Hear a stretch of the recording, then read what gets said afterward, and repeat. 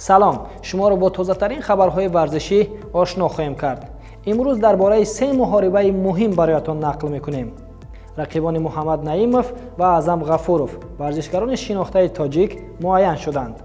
حریف نو محمد نعیمов ورزشکار شناخته تاجیکی در تشکیلات UFC هنرنمایی می‌کند معلوم شد. اریک سیلوا ورزشکار ونزوئلاگی رقیب نو محمد نعیمov دانسته شد. او 36 سال داشته در کارنامه خود همگی 9 غلبه و 2 مغلوبیت دارد. محاربه آخرینش را سیلوا سال قبل در تشکیلات UFC گذرانید که در آن مغلوب شد.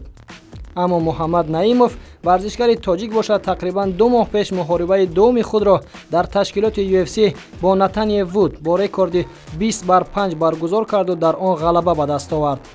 محمد نعیمov همگی 29 سال داشته در کارنامه‌اش همگی 12 محاربه گذرانده است که تنها در 2 تا آن مغلوب شده است. محاربه تکراری پرسر و صدا میان مگامد آنکلایف و جانی واکر در وزن نیم وزین تشکیلات UFC برگزار شد. این محاربه را مخلصان دیر باز انتظار بودند. در این نبرد مگامد آنکلایف جانی واکر را در راوند دوم به نکاوت فرستاد و با این همه سر و صدا خاتمه بخشید. Magomed Ankalaev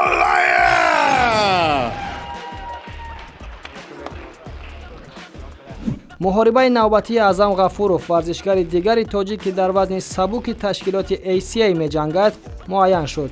او برای راه یافتن به فینال با قهرمان وزن خود قربان گاجیف محاربه خواهد کرد. این محاربه سنه 9 فوریه در شهر مسکو روسیه برگزار می شود.